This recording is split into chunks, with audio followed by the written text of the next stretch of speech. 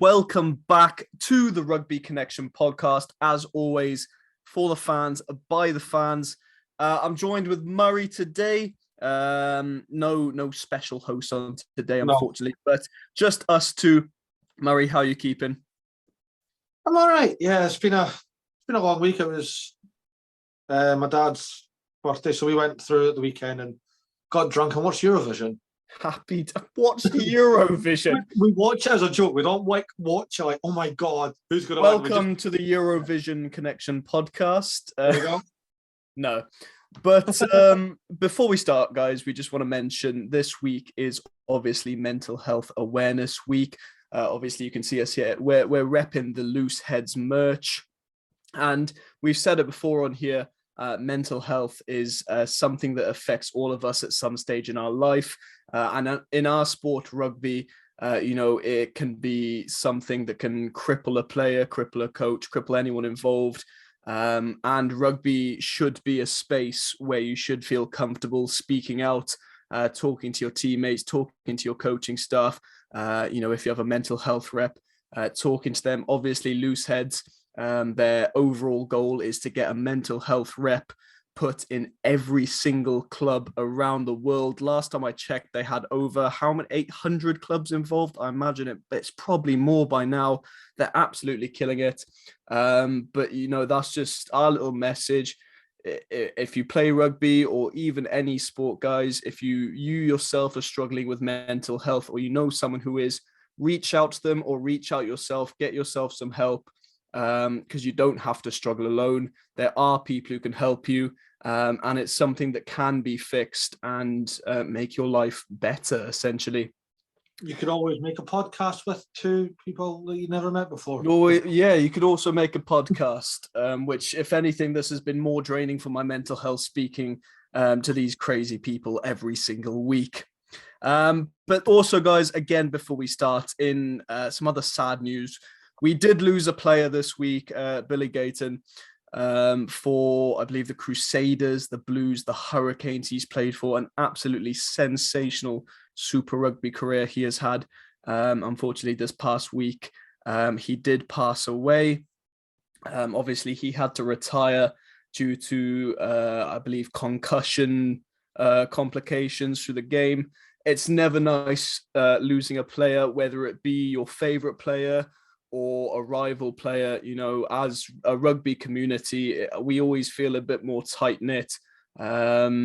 It's never nice losing a player. So obviously, us at the Rugby Connection podcast, our thoughts and prayers go out to Billy's family, Billy's teammates. But yeah, some sad news to come out of this week. And we thought we'd sort of address that before we get on to the rest of the rugby. Yeah. I think after that, it's only right. Should we start on Super Rugby? We'll have a look what happened down in the Pacific. So let me just pop up the scores on the Friday.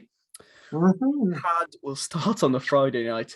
A massive upset, an absolutely massive upset. The unbeaten streak is over. Chiefs versus Reds, 25-22 to the Queensland Reds. Murray, what are your thoughts on that game? Just, you know what? Hats off to the Queensland Reds.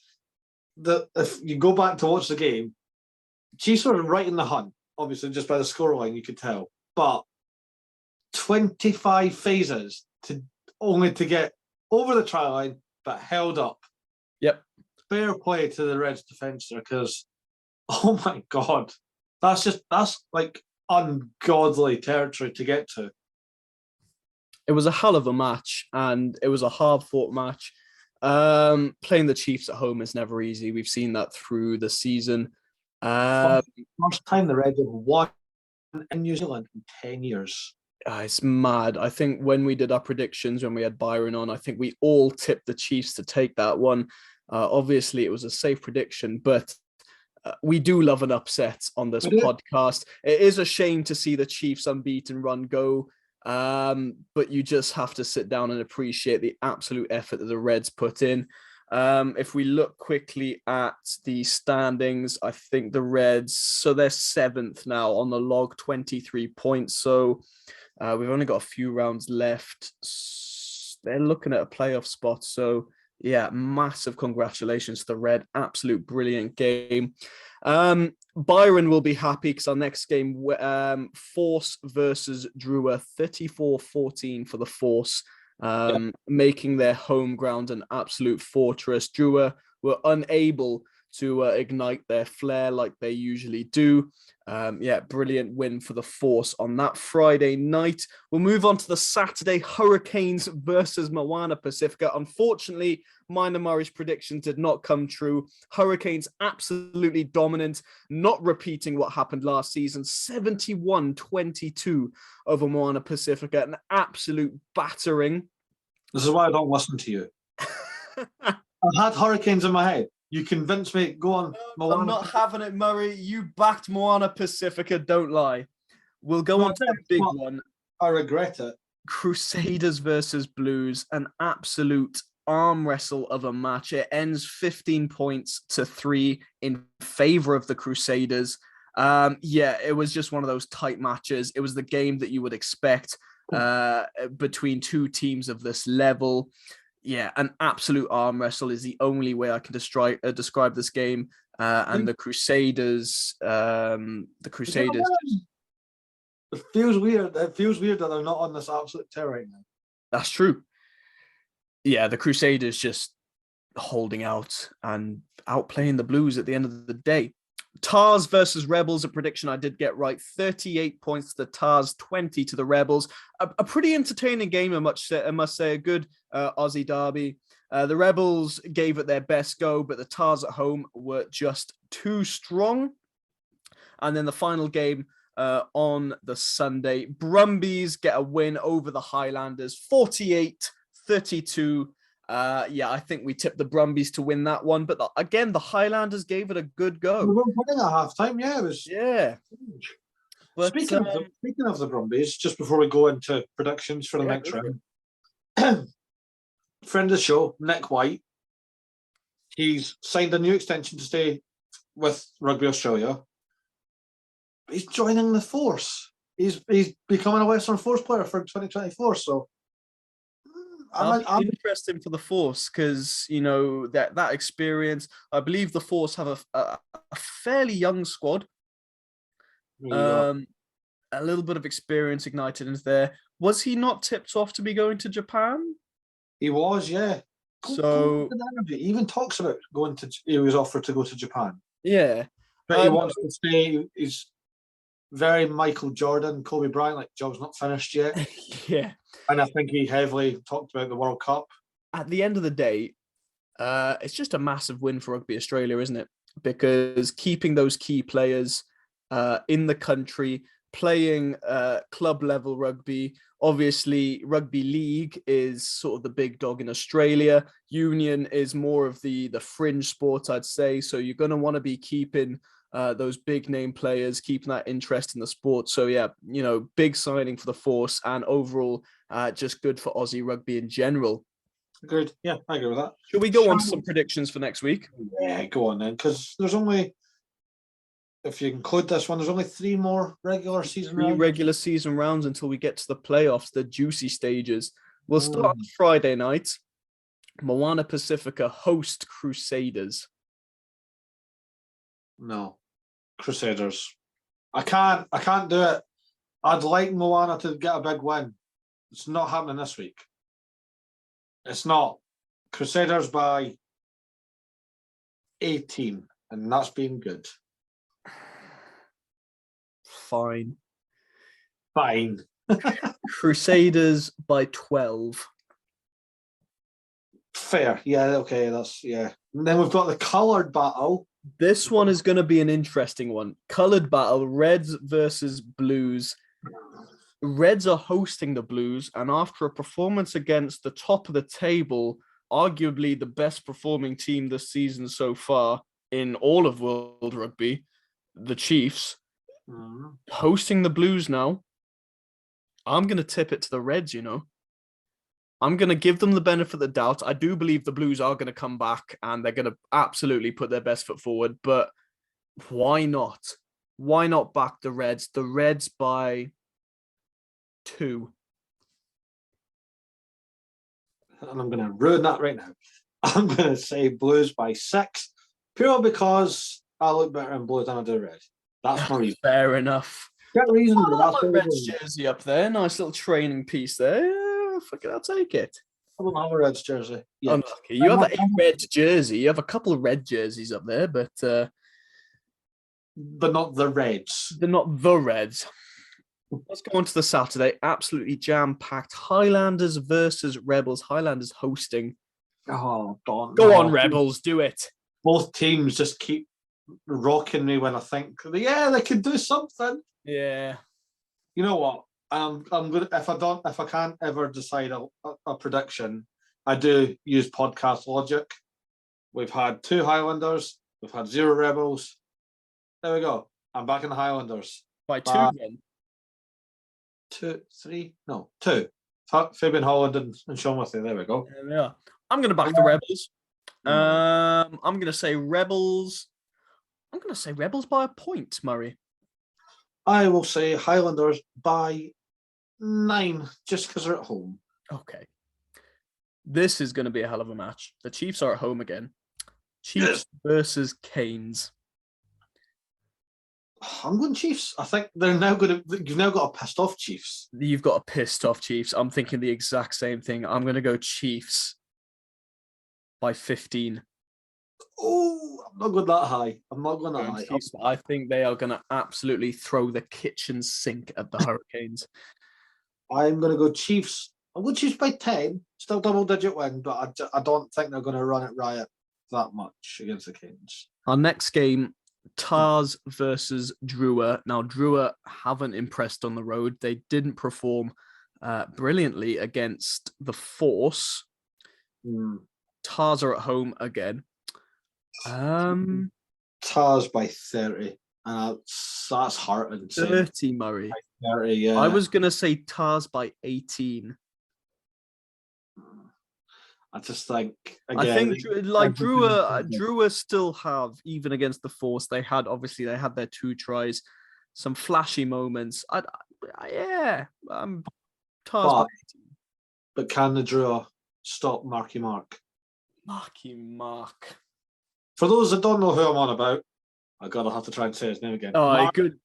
Nawakina Tawase. There you go. Nawakina Tawase. When he capped for Australia in the Autumn Nations, and I think it was the game that they played against Wales, hearing the commentators try to pronounce that, they also just ended up calling him Marky Mark.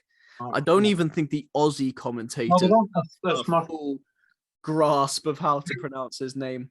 Commentators, social media, it's all Marky Mark, yeah.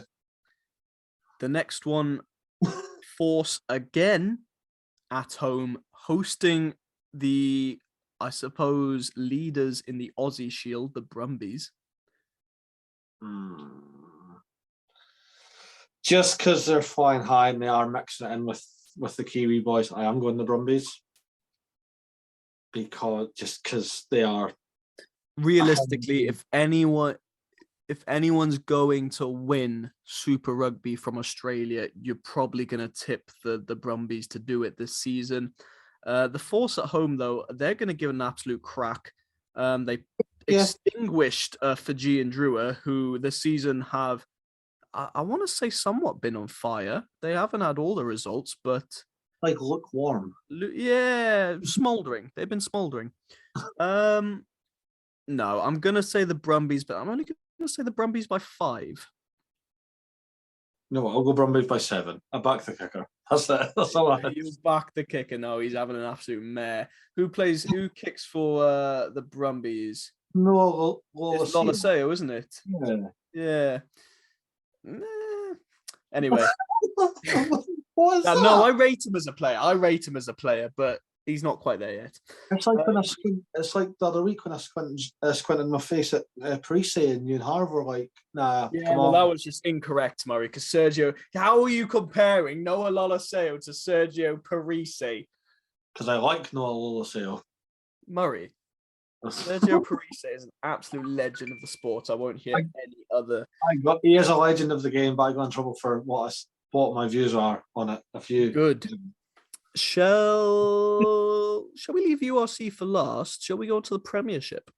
Yeah, go on. We've only got a couple games of the Premiership because we're like the URC in the playoffs. The semi-final playoffs will start on a Saturday. Saracens are making the final again, 38-15 over Northampton Saints. You've got to tip your hat to Saracens. They were brilliant. Owen Farrell had a brilliant game. No. No, come on, Murray. They played well. Yeah, they played well. To be fair, Ben Earl. I really, really like Ben Earl. Ben Earl is definitely a future star for England. And I really rate Max Mellons. I was going to say, seeing him not at Saracens next year is going to be bizarre.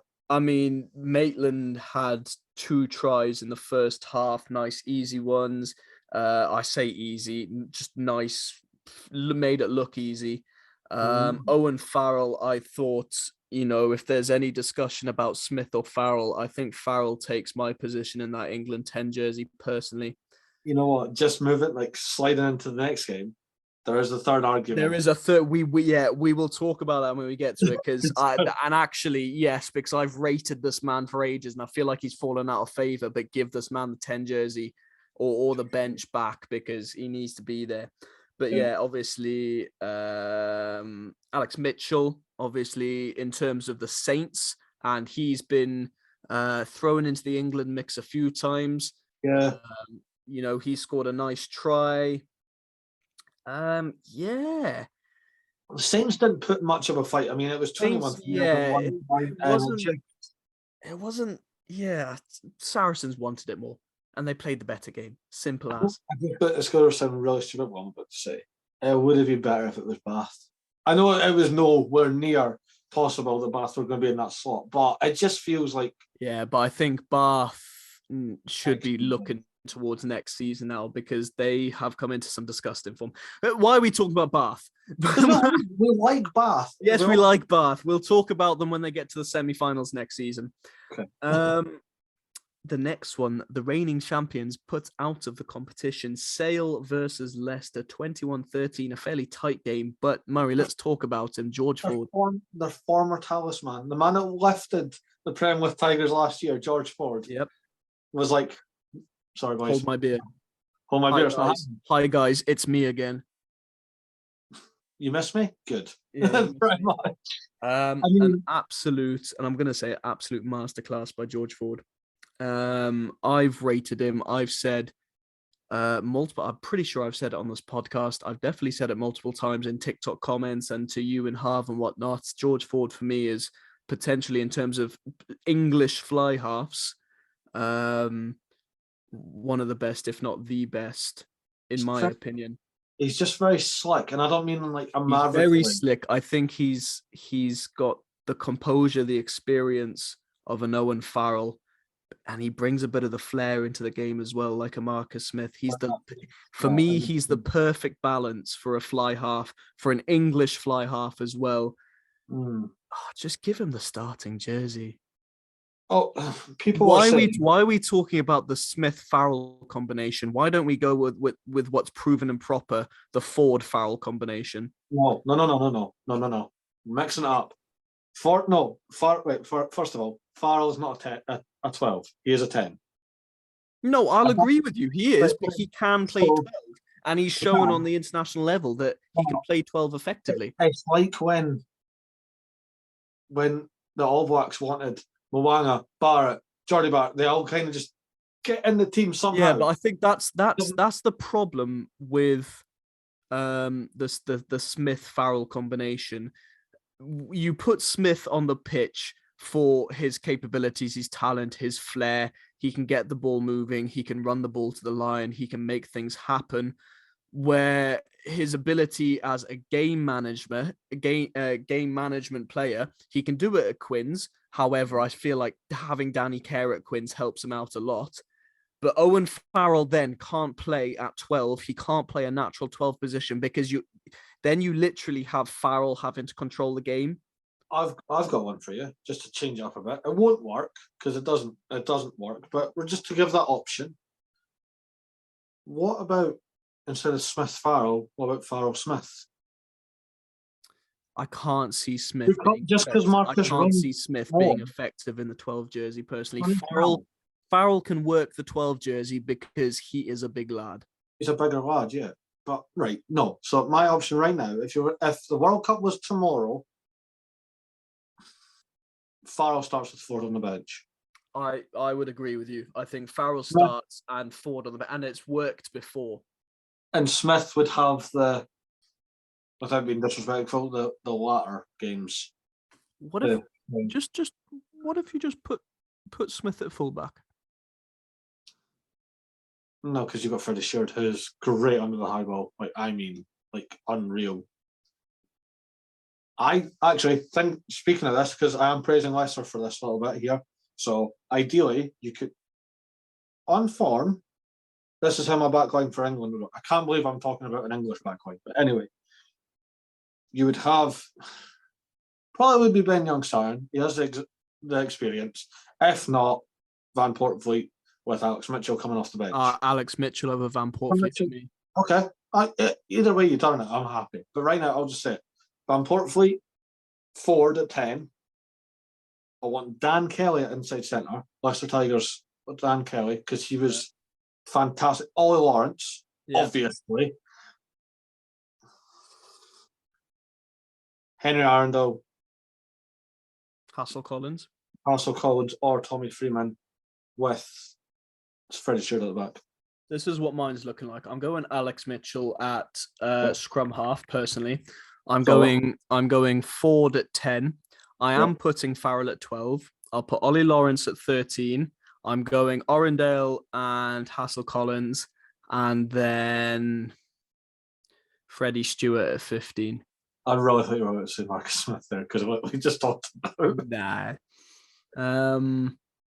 Yeah, I think Ford Farrell. It's been proven to work before. I get you. I just don't like.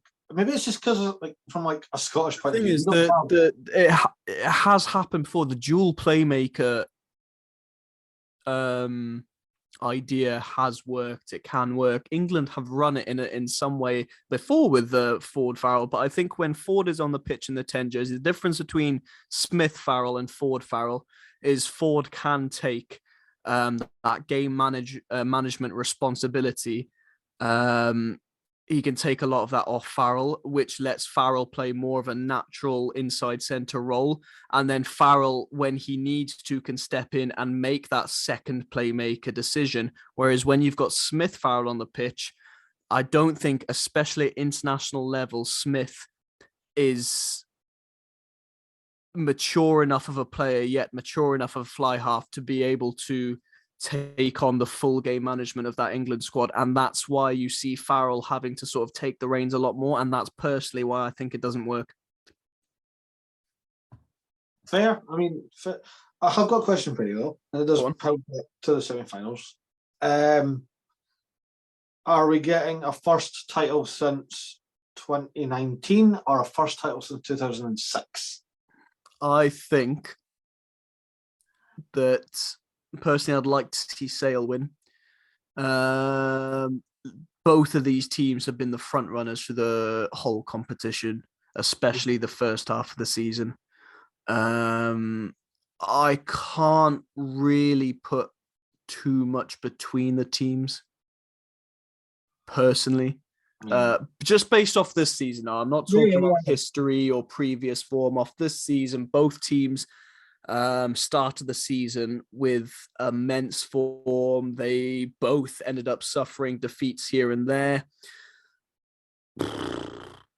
I'm gonna predict it now. I'm gonna say Sale by Christ. Sale by 4. I'm going Sale. I'm going Sale by 6. I love it. Yeah, but it doesn't matter if the Crusaders were the Saracens were playing anyone. You would never predict them to win, Murray. Zebra to beat Saracens. Yeah, you know what? You would as well. I know you would. Absolutely. But we had other semi-finals this weekend as well. And how good was it? More upsets. Let's get on to it because I'm so happy about this weekend. Start with Stormers versus Connacht. People are not happy with you. Huh? People are not happy with you for wearing a Stormers jersey last week. I don't care. They won. No, listen, obviously we had Byron on last week. We had a bit of banter between him. Me and Byron have beef. But no, before we got onto the Stormers, the Connacht went out there. They put their best foot forward to score 4 tries in Cape Town. Regular season, that would have been a bonus point. You know, Connacht did go. They put their best foot forward. I think a lot of South African fans I've seen in the comments, whatnot, just had a lot of respect for Connacht. A lot of people saying, fair play. You boys came to play. But the Stormers were different gravy, Murray. Not the whole time. Just that lot. They kind of ran away with it. No, I'm not having it. Wait, no. Can I just... I'm being fair. Go on. Yeah, go on. I'm being fair. Connacht had them rocked for the first 15 minutes. For the first 15 minutes, and then 16 minutes, Angelo Davis goes over for a try. Manny Lebok converts it. 25 minutes, Manny Lebok goes over. Manny Lebok kicks a penalty. 28 minutes, Manny Lebok goes over for a try, converts his own try. 33 minutes, Manny Lebok goes over for a try, converts his own try. Manny Lebok. Yes. What was your point for interrupting me there? Good start in the Springbok 10 jersey over Pollard. Ooh, I don't hate it. Listen, I'm not saying for the World Cup, but the Rugby Championship's coming up. Start Manny Lebok. If you're going to take 2 fly-offs to competition, it should be Pollard and Manny Lebok to the World Cup. Yeah. Pollard has the experience. He's been to a World Cup. He's won a World Cup. He can start in a World Cup, and he can run that Springbok squad. Manny Lebok needs the experience on the international level. Start him in the Rugby Championship. Get him up to speed in that Springbok setup before the World Cup. And I'm telling you, a Pollard with a Lebok off the bench combination. You're still going to beat by us. Sorry, we're not getting beaten by Scotland. We're not getting beaten by Ireland. Also, that little Diamani round the back pass to Ruanel. Oh my God. Absolute flair. The Stormers. I'm sorry for the basketball reference, but he did the Dwayne Wade service, just hands wide open, just it sets up next week. We do need next week. It sets up the final. Sorry, beautifully. We do need to praise our boys in green, though. 2 boys in green. The 2 boys in green. Mac Attack, King of Canberra, as the URC labelled him as, scoring a beautiful dive for the corner to open this. And then our boy Byron, who was set up by Mac. The Aussie duo. If Byron, if you're watching this, I messaged Byron before the game and after the game, but lovely try, and like I said to him, expecting big things from Connacht next season, and expecting big things from both of them. Even though the weird bit is Andy Friends left. That was his last game as head coach. Yep. So now I don't know what we're getting next year. I think Connacht have been quality this season. I think to get to a semi-final and to perform, to give the Stormers a fairly good game. Listen, I mean, the Stormers were just a different level that game. Any other day, I think it could have been a closer game. But no, Connacht really impressed this season after a shoddy start to the season to get to a semi-final in Cape Town against the reigning champions. Fair fucking play. Yeah, fair play. Let's talk about the big one. Leinster, you bottled it again. 16 points to Munster, 15 points to Leinster. Munster knocking Leinster. Leinster getting knocked out of a semi-final in the URC for a second season in a row. Unlucky. Could just tell Cam loves us. Jack Crowley dropped it over. Dunnan O'Gara.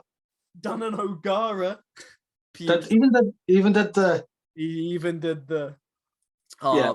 I tell you what, Munster that game, I have to say, they had Leinster by the throat. First half controlled. Obviously, Jenkins went over for a try, but Byrne converted that one.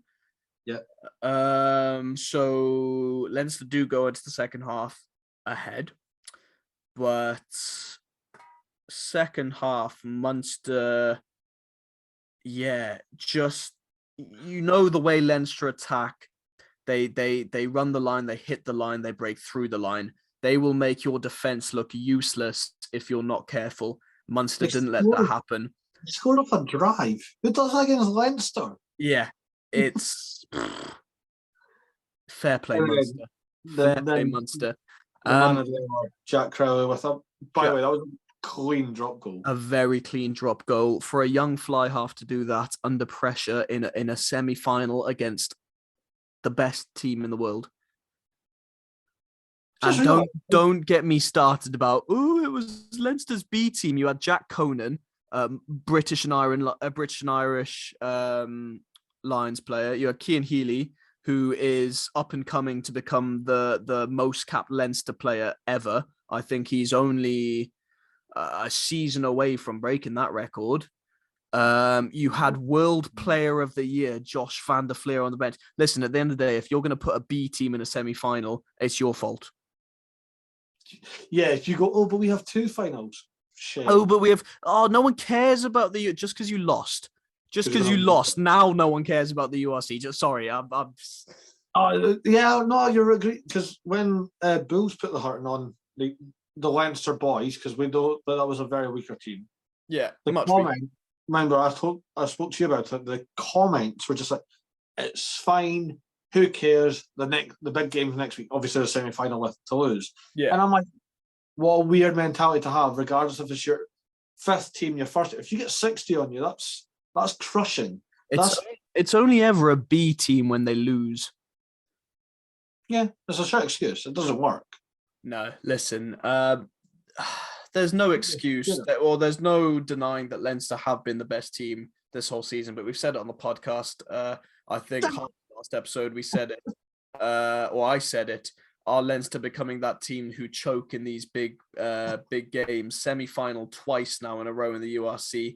They've got the final of the Champions Cup coming up. Deja vu against La Rochelle again, who hurt them last year. Who's the head coach of La Rochelle? It's some ex-Munster fly-off, I think. I can't quite remember his name, Murray. Nah, it doesn't ring any bells. I mean, it just hammers home my point from Harv's last episode that, yeah, you can run unbeaten, but if you don't win it, it's pointless. And it is. Nobody cares that Leinster done this magical run because you didn't win it. You're not even in the final.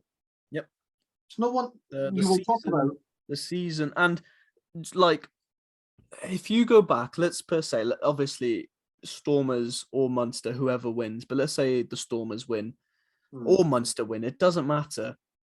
Does that, if we look at the season, game by game, Leinster have been the best team of the season. But if we look at the season, whoever wins it is the best team in the URC. Well, I mean, just speak about Munster. Munster were 2 wins out of their first 7 games. And yeah, we talked about Connacht making a comeback. Connacht obviously went out in the semi-finals. Munster, I'd say, even a more shoddy start to the season than they lost to the Dragons, Murray. and they got run close by Zebre. Yeah, that was the most boring game of the season, by the way. Zebre, the first Zebre versus Munster game. But now to make a URC final after toppling the favourites in a semi. In their home ground, I know it wasn't in the. I know it's the Aviva, but it's if you looked at the stands, it was just blue. What? Well, there was some red. There were a lot of Munster supporters, but I don't know. Maybe it was just a cameraman at the Aviva. He just liked blue, but no. Massive congratulations to Munster. You put an absolute shift in. You got the result you needed, but good luck in Cape Town because you're not winning it. I don't know. I'm good for it now. I Can feel we like predict the final quickly? I know it's a couple weeks away. It's 2 weeks away, so we'll have to predict it again next week, but it's fine. Okay, I'm not going to give an exact score, but the Stormers are going to win. I'm Yes, Munster have beaten the Stormers in Cape Town already. It's not going to happen twice in a row. The Stormers, it's written in the stars, are going to be back-to-back URC champions. They've won the inaugural season. They're going to win the second season. And I'm going to have to buy another Stormers jersey. So, just because I like to be different, I'm not disagreeing with what you're saying. I can see Stormers going back to back quite comfortably. Blah, blah, and blah. also, Stephen Kitsoff needs to lift that trophy with the Stormers one more time because he's pissing off to Ulster, the traitor. He's not going to win anything there. No. Connor will put him out in the quarters. I mean, if Leinster aren't winning anything, Ulster sure as hell ain't winning anything. Oh, dear. But, no, I'm going to go Munster just to be different. And it would be a hell of a story to see Munster win. Listen, if Munster win, it won't be the end of my world.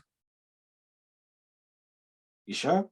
No. At the end of the day, the Sharks are my team, but I think I've seen a lot of South African supporters. All of them are behind the Stormers to win this because it's a bit of a us versus them thing with the South African teams in the URC and in Europe in general. But if the Stormers don't lose and if Munster do win, fair play to Munster. You've put the work in for it, but the Stormers are going to win. So. Fair. Speaking of like patriotism, we have European finals this weekend. Oh yes, we have Glasgow versus Toulon, first ever Challenge Cup final for the Glasgow Warriors, and I'm going. Come on, Glasgow! Let's get it done. I'm back in Glasgow with you, Murray. I want to see it happen, and it's a neutral venue as well. It is, but again, it's not too far away from Dublin to Glasgow. Exactly, and the international boys in the Scotland team have played in the Aviva more than a lot of the Toulouse players, I suppose. Actually, no, there's a lot of Six Nation players in the Toulon, sorry. Toulouse, Toulon, same fucking thing. They're both French. Wow. Sorry. No, I'd love to see Glasgow win it, purely, like you said, first Challenge Cup final for Scottish rugby as well. I think Glasgow have been brilliant in the URC and obviously the Challenge Cup this season. So if Glasgow go and win it, fair play. If Toulon win it, fair play. That's fair. Champions Cup final in the Aviva, Leinster, they try again against La Rochelle. We have a repeat. Different venue. Leinster at home this time. Listen. Same outcome, though. Same outcome. No, listen. No. Leinster have, regardless of me loving seeing them lose, and loving to see them get put out in the URC and whatnot, they would deserve a trophy this season because they've been absolutely unstoppable, obviously, until they got stopped in the URC. No, Leinster at home, they've been knocked out of the URC. They're going to be fuming. They've got that home crowd advantage. I'm going to say Leinster are going to win the Champions Cup and they're going to add a fifth star to their jersey. Nah, La Rochelle's going back to back, baby. I'd love to see La Rochelle go back to back, but I think the sportsmanship in me is coming out a bit just for all the stick that I've given Leinster this season. You know what, Leinster? The Stormers will have the URC. We'll take it. But you can have the Champions Cup because you've earned it. No. But if La Rochelle beat you, I'm going to be so fucking happy. I will be laughing a lot. So if you win it, I'll play the sportsman. I'll be like, no, fair play. Definitely deserved. If you lose it, I'm going to be giving you stick for months to come. It'll be a good game. It will be a hell of a game. It was a good game last season, Murray. So if anything, it's just going to be, even more intense. And I said it, La Rochelle have the blueprint to beat a team like Leinster. Big, physical, dominate the breakdown, dominate the set piece, stop Leinster from getting any of that first phase play. But Leinster are also going to be hurting Anis at the Aviva. So, but it's O'Gara's return to Ireland. oh, is Sexton playing or is it going to be Byrne? No, is Sexton injured? Sexton's not playing for Leinster again unless he signs another year deal. But I'm sticking by it. I'm saying La Rochelle. I reckon obviously Sexton's going to be at the game. I reckon he sits next to O'Gara. I doubt it. Just to see them fucking poking each other. Sure again. Do you have any rugby news, Cam? I have two little bits here that I've got, but London Irish in the Premiership have been suspended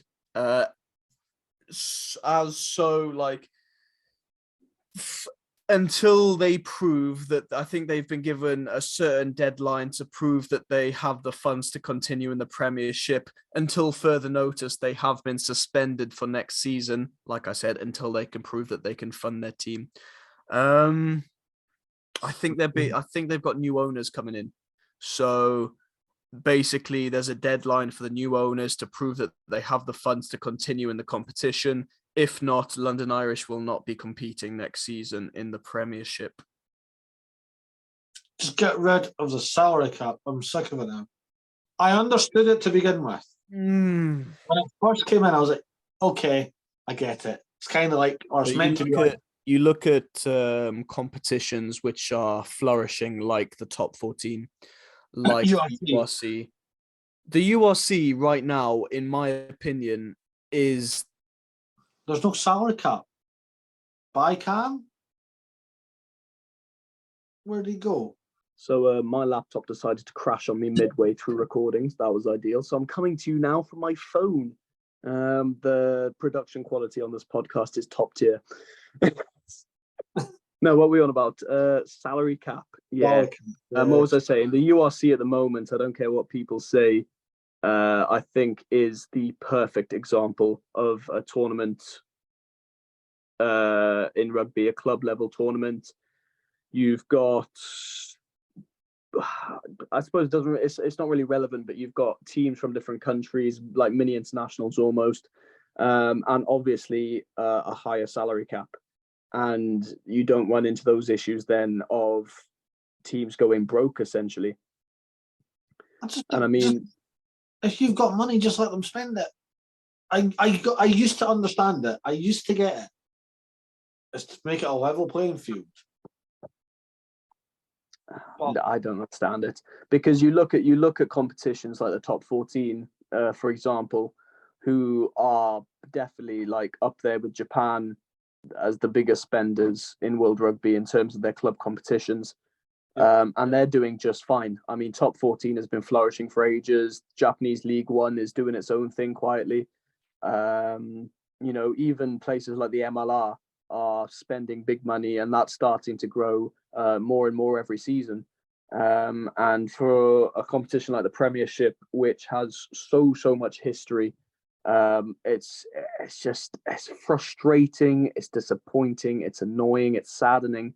This is the third team. Obviously, we've had two teams at the start of this season in Warriors and Wasps go out, and the concerns with London Irish now for next season. We've had the concerns with Newcastle and Sale, the merger that was proposed due to doubts that the teams will be able to stand on their own two legs. Yes, Sale that's in the Premiership final can't stand on their own.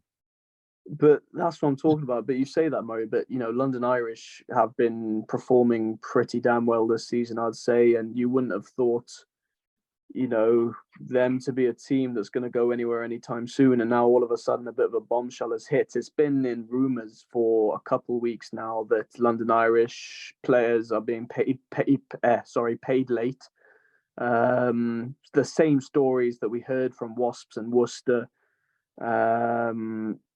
obviously a bit more optimistic this time. You thought, London Irish aren't going to go down, but we're in this situation again. Yeah, something needs to be worked out because it's just stupid.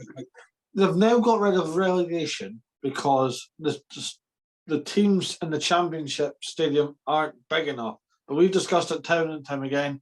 Who cares if it's sold out? Who cares? At the end of the day, you could have a 9,000 capacity stadium, and if it's sold out and you filled it, it's going to be just as effective as a half-filled 20,000 stadium. So it's going to be more effective. It's louder. It's closer. Exactly. You look at places. Just off the top of my head, stadiums that I've been to, Parc y Scarlets isn't too big. And when they get a good crowd there, even when they have a bit of a smaller crowd there, the atmosphere is second to none, just as good.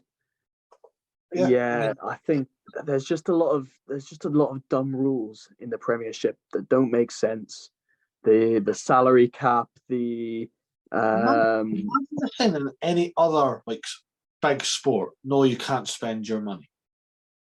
Well, exactly, and I think URC is different because Edinburgh and Glasgow are run by the SRU, so it's SRU's money. Same for the Irish provinces. Premiership rugby has different owners, private company owners. Let them just splash the cash. Yeah, exactly. It's frustrating. We could talk about that forever. We could ramble about it forever, but yeah, that's unfortunately my bit of rugby news. Mine was a bit more cheerier than that, I think. We've got Rugby World Cup squads being announced. Well, training squads getting announced now. Scotland named theirs last week after a busy day when Gregor Townsend signed a new 2-year deal. Woo! Quite a reduced squad as well. 41 and squad will get reduced down to 33. Which is 20-something less than, say, the England training squad. Well, England haven't named theirs yet, or officially, but the rumours were they're naming a 60-man squad. Which I feel like, yes, okay, happy days. You've got loads and loads of players, but I think we said before, how many of those players, if you look at that team sheet, you could probably name at least 20 of those players, or okay, maybe at least 10 of those players who you're like, okay, they're not going to France now, are they? Let's be honest. Yeah, exactly. Wales are apparently naming a 54-man squad. It's done. You don't need a... Yeah. And then Italy's also named their squad today. It's kind of in the middle. It's a 46-man squad. But that's interesting. I think anything 50 and under for a World Cup training squad, or just a training squad preparing for the World Cup, at the end of the day, if you had to choose between cutting 8 players or cutting 20 players, what would you pick? 8. The 8's probably going to be harder, but I'd rather cut 8 than you're never going to go. And the discussion of injury cover does come into it, but let's be honest, let's say Scotland now, they have to cut 8 players. That's your injury cover. There you go. Those, unless you have an absolute, mare of a run before the World Cup and you manage to injure 8 of your players, you're not going to need all that injury cover. And then injury cover for those players, you just bring in some more players. There we are. Come here. Pretty much, but you don't need if you've got a squad. I'm going for the 54 especially because that sounds like a squad number. 60 is just too much. 60 is just let's just see what we've got. I think that's over excessive is the word that comes to mind. It feels like there's going to be a lot of dead weight in that training squad. Just think 54, you're giving a lot of players a lot of false hope. Yeah. Oh my God, I'm in the World Cup training squad for my country. You're not going to the World Cup, mate. Yeah. But speaking of Italy, Paolo Dog was in it. Yeah, the Stade Francais man. He was in England's Six Nations squad in 2021, but never capped. And they've also called there's 5 uncapped players altogether. So they've got Harlequins, second row. What's his name? Dino Lamb. I've never seen him play, but fair enough. They've also called up Zebre props Paolo Bonifiglio. I think I've said that right, hopefully. Matteo Nakera and Toulouse Martin Pedrolo. There you go. It'd be interesting to see Italy because, you know, they've been cooking something. Listen, I'm not expecting big things from them in the World Cup. But some new fresh faces in the squad. It'd be interesting. Yeah, they've got some return. Federico Mori's back after missing the Six Nations, so that'll be nice. But yeah, that's my news. Yeah, let's be honest, they're not making it past the group stages. Brutal honesty. They've got France and New Zealand. I've said all I have to say regarding the pool stage. I think it's an absolute farce. Well, yeah, you've said it before. You've got pools A and B are absolute, or yeah, it is A and B, are just absolutely stacked with the top 4 teams in the world, and then you've got pools C, D, and whatnot are a bit naff. It's not even just that. The whole point of the World Cup is like, here's our best teams battling out to be the best team in the world. One of your top 5 teams, one of your top 5 ranked sides isn't even getting out of the group. No. Statistically, no. They can't because there's 3 of the top 5. They can't because there's only. Unless you do some stupid rule that like only one from pool D can go through. No, they won't do that. Do you know what I mean? Though it's so stupid.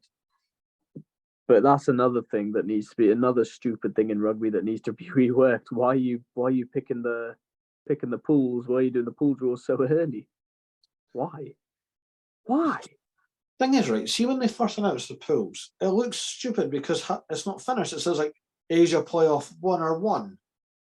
No, it's not a team. Like, I understand. I quite like, okay, if there's one spot at the bottom of every pool, and then we get to watch those playoffs and a bit of, who's going to make it in that last spot. But yeah, there's like 2 spots in every pool, and you're sitting there like, okay, so we've got South Africa, Ireland, and Scotland in a pool, brilliant, and 2 teams who are going to be walkovers, realistically going to be walkovers in the pool stage.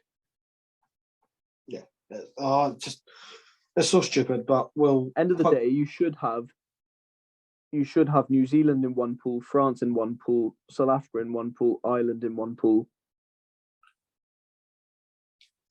And then have, say, Scotland in one of those pools, then have England in one of those pools, then have Wales in one of those pools, or Argentina in one of those pools, Australia in one of those. Spread your top 4 across the competition. Yeah. What's the point? We're going to end up with, like, I don't know, the South Africa versus, or the All Blacks versus Scotland. Sorry, Murray. In the final. A 50-0 rout in the final. But that's what I'm saying. Like, you could realistically, I'm not being disrespectful because we could see Fiji get to a final against France and get absolutely demolished. Actually, Fiji to win the World Cup. Why not? So, shall we finish off on a random game of the week? A random game of the week. Now, I don't have my flash score up, but I've got my random game of the week in head. Go on then. You wouldn't believe it, Murray. Guess where I'm going? Oh, I guess the Curry Cup. The Curry Cup. Because the Sharks had an absolutely historic win against the Pumas, top of the table. We've done them 2 for 2 this season. The reigning champions, we have done them 2 for 2. With a last-minute try and to equalise, I think it was 22-22 off the top of my head, a last-minute try to equalise, and then slotting the kick to put us 2 points ahead of them right at the end of the game. You love it. I've said it before, I'll say it again. The Sharks in the Curry Cup, they're cooking something. We're winning the Curry Cup this season. So, I'm just having a look for my random game of the week. I'm going to go for What the hell was it? I did see it because it caught my attention very early. I've lost it now. I apologise. Top 14. Stade Francais versus Lyon. 31 each. All level pegging. There you go. Also, La Rochelle got beat as well by Montpellier. But they wouldn't have been playing their best team, let's be honest. No, because there's a bigger game ahead. There's a bigger game ahead. And this game doesn't matter. But that game realistically doesn't matter, does it? No. No. But yeah, that's been all the rugby news this week. We've just dropped another interview. Surprise, surprise. Let them know. Breakout star from the Women's Six Nations, Cecilia Tuipulotu. What's a family as well? Let's just talk about the family tree. So I mean, go watch the interview. Actually, let's not spoil it here. Go watch the interview. But yeah, an absolutely stacked family tree. My God. So first question I asked as well, I was just like, let's talk about this family of yours. Who are you related to? Turns out to be everybody. Everyone. Okay. Proper dominant ball carriers. They're all dominant ball carriers as well. They are all dominant ball carriers, aren't they? They're just bred different in the Pacific. I just think it's amazing the fact that she went, sure, why not? I'll play some rugby at age 16. She's still only 19. She's competed in the World Cup. She's played in her first Six Nations. She's up for Six Nations Player of the Championship. She's going to be possibly the greatest prop of all time. She's 19. It's disgusting. It's ridiculous. But she's lovely. She's very humble. She's studying something I could never fathom either. What's she doing? I'm not telling you now. Go and listen to it. I'll tell you after. But even still, it gives her more praise to find out what she's studying. And bear in mind, she's a full-time professional athlete on top of all that. And yeah, it's mental. And I'm a busy boy this week because I have 2 interviews to record this week. One will be out later this week, obviously, because we do one every Sunday or Monday, depending on how busy we are. But they're back-to-back Scotland. Woo! There we go. So on Wednesday, I will be sitting down with Rachel McLaughlin of Sale Sharks and of Scotland, absolute dominant ball carrier from the Six Nations, and new cap on the block, Beth Blacklock from Quins. So there we go. Happy days.